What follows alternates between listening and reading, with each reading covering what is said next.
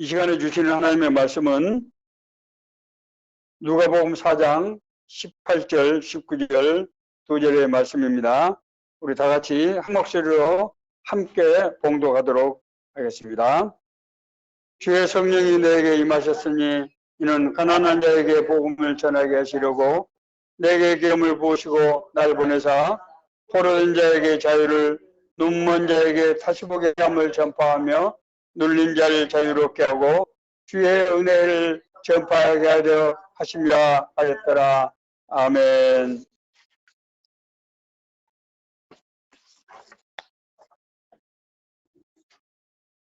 오늘 이 본문의 말씀은 예수님께서 공생애를 시작하실 때 맨 처음 나사렛 회당에서 읽으신 이사야서 61장에 있는 말씀입니다. 당시 회당은 헬라어로는 시나고그라고 하는데 이를테면 오늘날 주민센터하고 좀 비슷한 그런 장소입니다. 물론 이 회당은 공적인 장소였지만은 주민들이 자체적으로 이렇게 운영하는 곳으로서 주로 사람들이 모여서 토론을 하거나 또 모임 장소로 그렇게 자유롭게 썼던 그런 장소입니다. 오늘 예수님께서 읽으신 이 본문 말씀은 이사야서 61장 1절에서 3절에 있는 말씀입니다. 이 말씀은 메시아의 오심을 예언한 바로 그 부분입니다. 예수님께서 이 말씀을 읽으시고 나서 이 글이 오늘 너희 귀에 응하였느니라 라고 하심으로써 오늘 이 이사야서 61장에 나와 있는 그 인물이 바로 자신이라고 하는 것을 이제 드러내고 있습니다. 다시 말씀드리면 예수님께서는 자신이 누구이며 이 세상에 왜 오셨는지를 밝히시는 그런 말씀입니다. 그래서 이 말씀을 신학적으로는 메시아 선언이다 이렇게 규정하고 있습니다. 본문에서 예수님께서는 자신의 사역을 이렇게 설명하고 있습니다. 먼저 주의 성령이 내게 임하셨으니 내게 기름을 부으시고 나를 보내셨다 이렇게 말씀하고 있습니다. 성령이 자기 자신에게 임하셨다는 거예요. 그리고 성령이 자기 자신을 세상에 보내셨다고 하는 것입니다. 여러분 잘 아시는 대로 예수님께서는 성령으로 잉태하시고 공생의 시작전 광야에서 이제 시험을 받으실 때 성령에 이끌리셔서 40일 동안 금식하면서 그 시험을 받으셨고 공생의 시작 직전에 이제 세례를 받으실 때 성령이 임하시는 역사가 일어났습니다. 다시 말씀드리면은 예수님의 생애 자체가 성령과 동행하며 인도하심을 받는 그런 삶이었다고 하는 것을 우리가 알 수 있습니다. 자기가 이 세상에 오신 것은 하나님께서 어떤 특별한 목적을, 의도를 가지고 보내셨다는 것을 밝히시고 있는 말씀입니다. 하나님께서 예수님을 보내셨을 때 성령의 기름을 부었다. 그렇게 지금 말씀하고 있습니다. 그래서 기름을 부은다고 하는 것은 직분과 직능이라고 하는 두 가지 능력을 부어주시는 것을 의미합니다. 사도행전 1장 8절에 예수님께서 제자들에게 그렇게 말씀하셨습니다. 오직 성령이 너희에게 임하시면 너희가 권능을 받고 예루살렘과 온 유대와 사마리아 땅끝까지 이르러서 내 증인이 될 것이다. 그렇게 말씀하십니다. 권능이 바로 그것입니다. 권능은 권세, 오소리티를 말하는 것이고 능은 능력, 파워를 말합니다. 직분은 사역자로서의 권한을 의미하는 것입니다. 하나님께서 예수님에게 메시아의 자격을 부여해서 보내셨다고 하는 것입니다. 예수님께서 이제 부활 승천하시기 직전에 갈릴리에서 제자들을 모아놓고 말씀하셨습니다. 하늘과 땅의 모든 권세를 나에게 주셨나니 그러면 너희는 가서 세상으로 나가라. 이렇게 말씀하십니다. 하늘과 땅의 모든 권세를 하나님께서 자기에게 주셨다고 하는 것입니다. 권능. 하나님께서 세상을 통치하는 권세를 예수님께 주신 것입니다. 사역자에게 직분을 주실 때는 그 직분을 행할 수 있는 능력을 함께 주십니다. 파워입니다. 성령의 검, 곧 하나님의 말씀을 하나님께서는 택한 자에게 주셔서 그 말씀으로 하나님 나라의 일을 행하게 하시는 것입니다. 하나님은 자신의 뜻을 이루기 위해서 항상 택하신 자를 불러서 쓰시는 것을 우리가 잘 알 수 있습니다. 하나님께서 아브라함을 부르시고, 하나님께서 모세를 부르시고, 하나님께서 12제자를 부르시고, 그리고 바울을 부르셔서 하나님의 뜻과 계획을 이루신 것입니다. 두 번째는 가난한 자에게 복음, 아름다운 소식을 전하게 하시려고 그렇게 얘기하고 있습니다. 가난한 자. 가난한 자라고 하는 이 헬라어 원문은 히브리어는 아나윈이라고 하는 단어를 쓰고 있습니다. 아나윈이라고 하는 단어는 괴로움을 당하는 자들을 총칭해서 하는 때 쓰이는 그런 용어입니다. 그렇기 때문에 여기서 말하는 가난은 일반적으로 경제적 궁핍을 의미하는 경우가 대부분이지만은 여기서는 고난받는 자를 포괄적으로 의미하고 있다고 하는 것입니다. 사실 인간이 당하는 고난은 인간이 겪어야 하는 운명적인 것입니다. 다시 말씀드리면은 광야 같은 세상 자체가 고난이라고 하는 것입니다.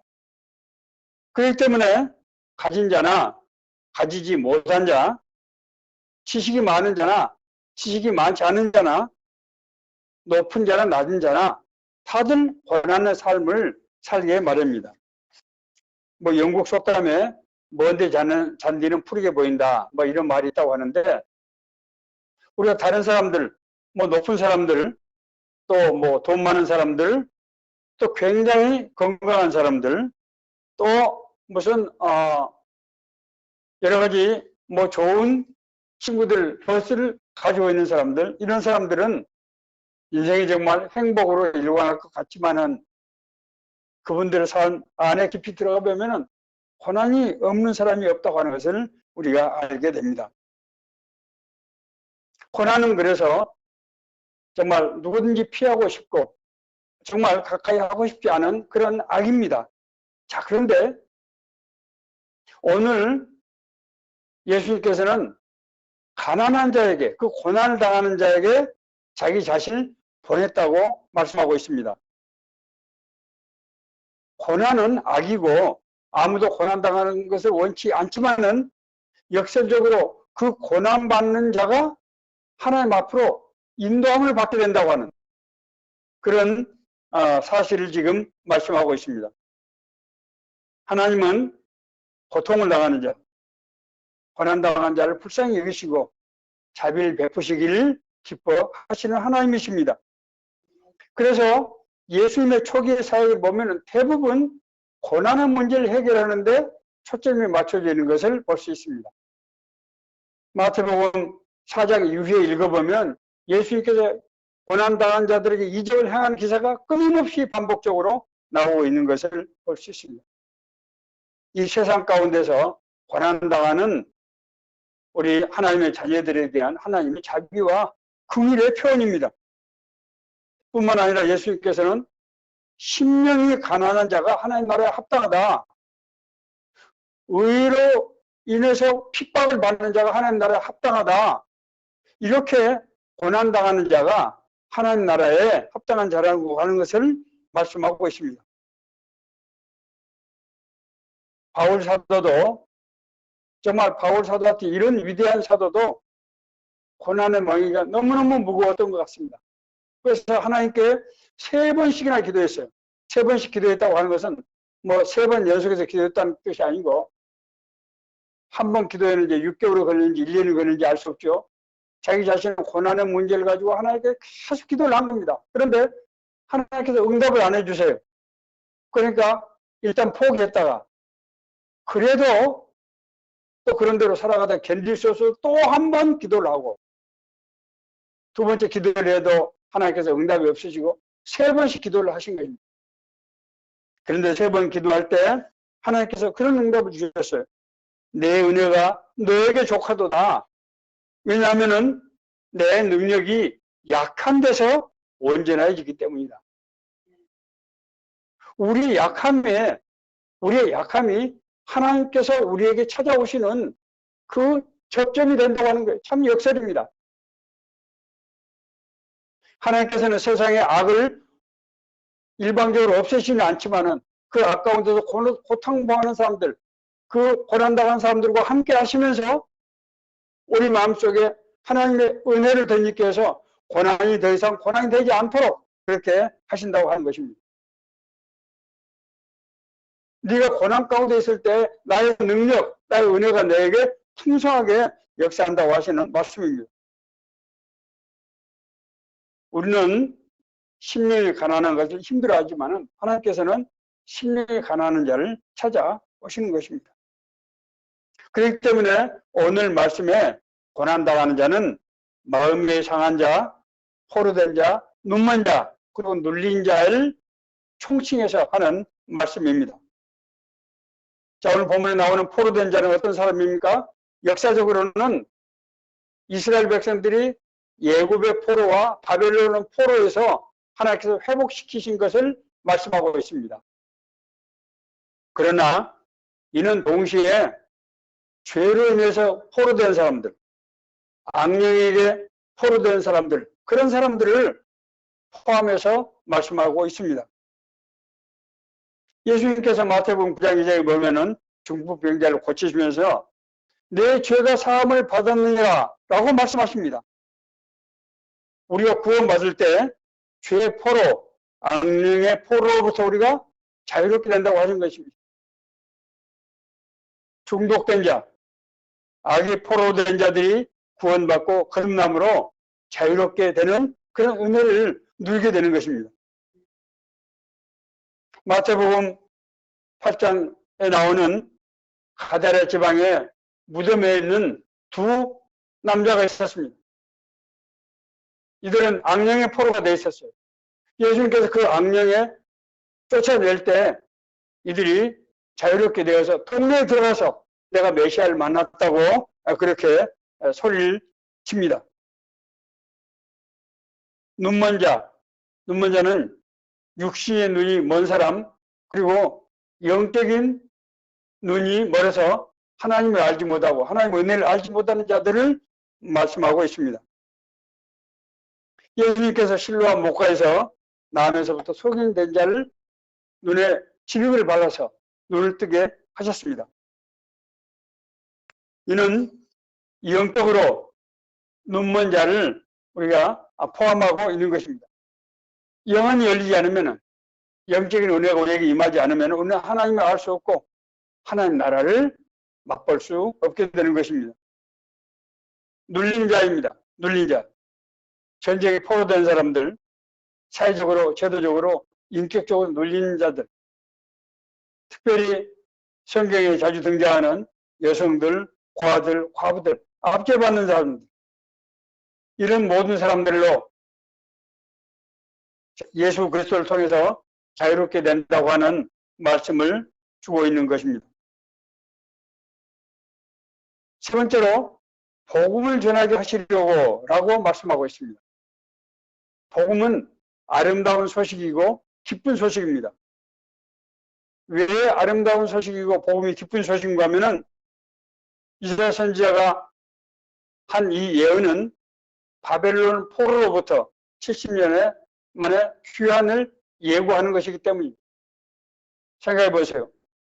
이스라엘 민족이 자기들이 인류 역사상 하나님께서 택하신 선민으로서 하나님의 율법을 받은 민족으로서 정말 다른 모든 민족들을 이방인이라고 취급할 정도로 그렇게 자존심이 강하고 그렇게 당당하게 살아오던 민족이 타 민족이 지배를 받아서 수없이 많은 사람들이 죽었을 뿐만 아니라 국가의 모든 지도자들이 포로로 끌려가서 바벨론에서 70년 동안은 말할 수 없는 고난을 받게 된 것입니다. 그들이 정말 날마다 하늘을 쳐다보며 하나님의 이름을 부르고 하나님 우리를 자유롭게 해주십시오 라는 기도를 70년 했을 때 하나님의 은혜가 그들에게 임해서 너희들이 이제 풀려나게 된다고 하는 그 기쁜 소식을 말씀하고 있는 것입니다. 그러나 이는 역사적인 사실로서는 이스라엘의 바벨론으로부터 포로로부터 귀환하는 것이지만은 동시에 메시아가 오셔서 죄 가운데서 방황하고 고통하는 모든 인간을 사해해 주신다고 하는 것을 예언하고 있는 것입니다. 그래서 이사야서 40장 2절에서 아름다운 소식에 대해서 선지자는 이렇게 말씀하고 있습니다. 너희는 예루살렘의 마음에 닿도록 말하며 그에게 외치라. 그 노역의 때가 끝났고 그 죄악이 사함을 받았느니라. 노역은 죄수가 벌 받았을 때 그 죄의 값으로 노동을 하는 것이거든요. 그 죄악이 용서를 받았다, 사면받았다는 얘기입니다. 엊그제 대통령께서 우리나라도 일반 사면과 특별 사면을 단행하셨는데 통치자가 그것은 결정할 수 있는 그런 권한이 있는 것입니다. 그 죄악이 사면을 받았다는 것입니다. 모든 죄로 말미암아 여호와의 손에서 벌을 회나 받았느냐 할지니라. 아름다운 소식입니다. 예수님께서 공생을 시작하시면서 나사렛 회당에 가셔서 자기가 누구인지 왜 이 세상에 왔는지를 말씀하실 때 가난한 자, 포로된 자, 눈먼 자, 눌린 자를 자유롭게 하고 주님의 은혜에 주님의 재림의 때가 온다고 하는 것을 전파하는 그런 선포로 자기의 공생애를 시작하신 것입니다. 주님께서 선포하신 이 말씀에 따라서 두 가지 현상이 일어났습니다. 첫째는 예수 그리스도를 믿는 자에게 실제로 자유케 되는 은혜가 임하게 된 것입니다. 그러므로 예수께서 자기를 믿는 유대인들에게 이르시되 너희가 내 말에 거하면 참 내 제자가 되고 진리를 알지니 진리가 너희를 자유롭게 하리라. 그래서 진리는 예수 그리스도를 말합니다. 예수 그리스도를 우리가 나의 구주로 영접한 순간 모든 죄와 사망의 권세로부터 자유롭게 되는 역사가 실제적으로 일어난다고 하는 것입니다. 두 번째로 예수를 따르는 사람들에게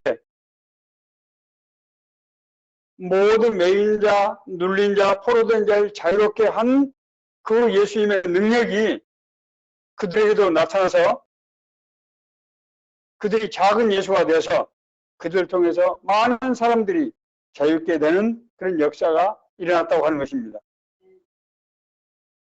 예수님께서 부활승천하신 후에 성령의 이끌림에 따라서 하늘로 올라가신 이후에 수많은 사람들이 작은 예수가 되어서 그들 사회 가운데서 성령의 능력으로 인해서 자유롭게 되는 역사가 일어났습니다. 오늘 저는 그 중에서 한 분, 유루디아 수녀님을 그 실내에서 소개해 드리려고 합니다. 1990년 초였을 것입니다. 제가 KBS TV 하루는 토요일 날 TV를 보고 있는데 그 당시에 KBS TV의 토요일에 명사 초대석이라고 하는 김동건 아나운서가 진행하는 대담 프로가 있었습니다. 평소에 관심을 가지고 있던 그런 프로였는데 이날은 좀 특별했습니다. 왜냐하면 나이가 굉장히 많으신 노령의 여자 수녀님이 그 명사로 대담 프로에 나오신 것입니다. 저는 깜짝 놀랐습니다. 김동건 아나운서께서 소개하실 때 케냐의 어머니 유루디아 수녀님이라고 그렇게 소개하셨습니다.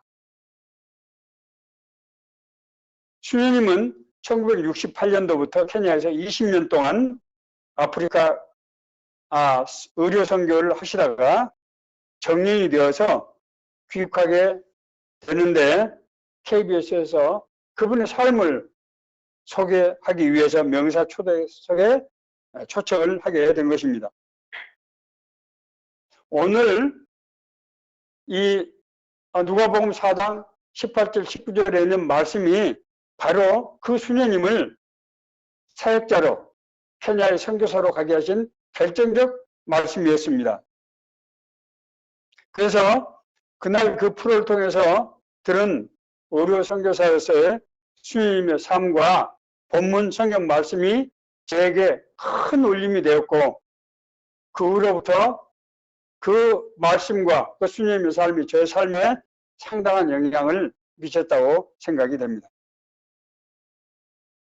유루디아 수녀님의 본명은 유의금입니다. 1931년 경남 하동에서 사남 2녀 중 차녀로 출생하셨습니다. 수녀님의 집안은 독실한 불교 집안이었는데 수녀님은 작가를 꿈꾸던 그런 정말 굉장히 꿈 많은 그런 낭만적인 그런 소녀였습니다.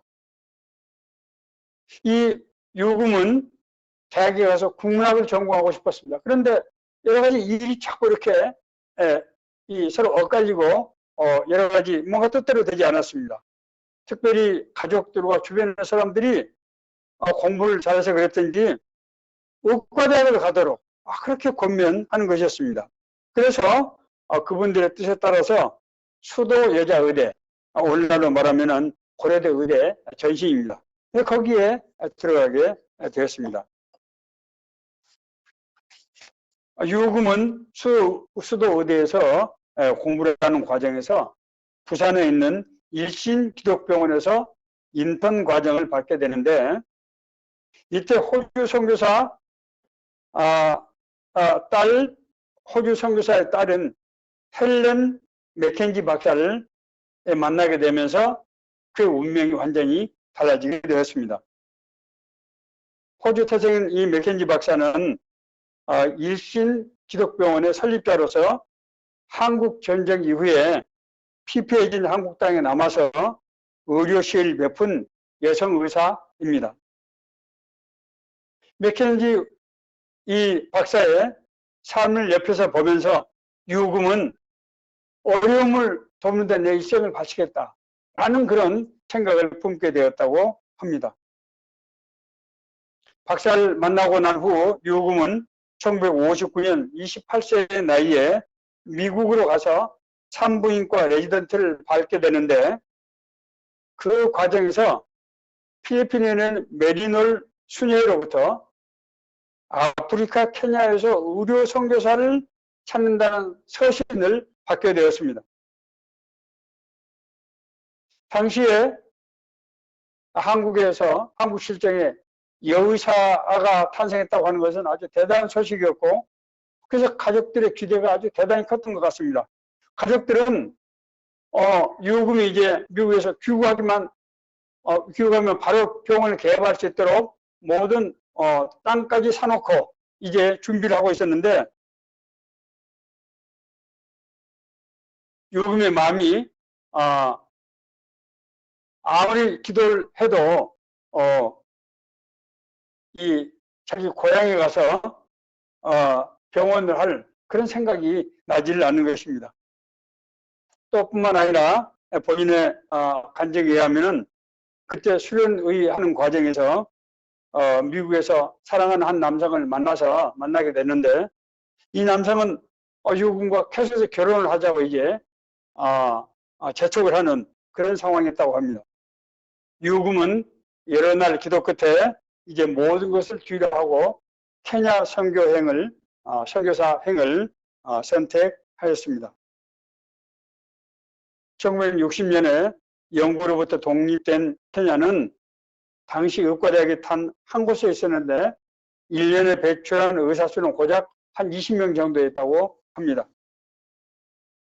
따라서 선교지의 의료인들은 대부분 잠깐 왔다가 가는 영국 출신 의사들로서 의료 혜택이 아주 절대적으로 부족한 그런 열악한 상황이었습니다. 유금이 찾아간 케냐의 현실은 생각보다도 훨씬 더 열악한 것이었습니다.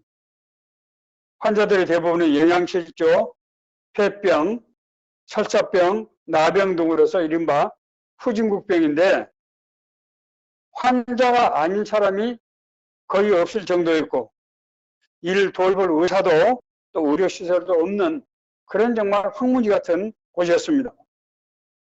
당시에 소아 사망률이 50%였고 그래서 100명을 낳으면 55년 후에는 50명만 살아남는 그런 아주 처참한 상황이었다고 합니다.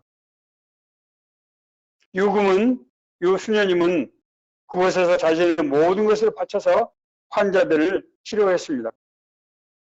하루에 300명의 환자를 혼자 돌봤다고 했습니다.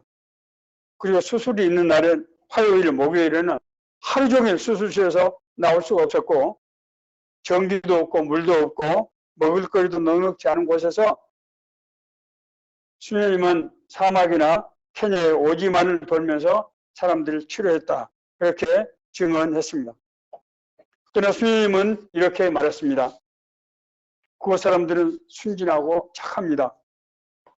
자연과 가깝게 살면서 하나님을 누구보다도 잘 알고 있습니다. 내가 처음 받은 아이가 불행하게도 죽었는데 하지만 그의 아버지는 오히려 자신을 위로했다고 하는 것입니다. 하나님의 책 속에 이름이 적혀 있으면 반드시 하나님께서 하늘나라에 데려간다고 하시지 않았습니까? 그렇게 말하면서 오히려 자기 자신을 격려하더라고 하는 것입니다. 이처럼 그들은 하나님에 대해서 누구보다도 잘 마음으로 느끼고 그리고 그 하나님과 함께 살고 있었다고 하는 것입니다. 이런 사람들에게 하나님을 믿으라고 강요할 필요가 전혀 없었다고 하는 것입니다. 다만 이제 자기 자신에게 치료를 받고 고맙다는 인사를 해버리고 할 때 나 대신 하나님께 감사해라. 하나님의 은혜로 내가 여기로 와서 당신들을 치료하는 것이다. 그렇게 말하는 정도였다고 합니다. 심지어 케냐는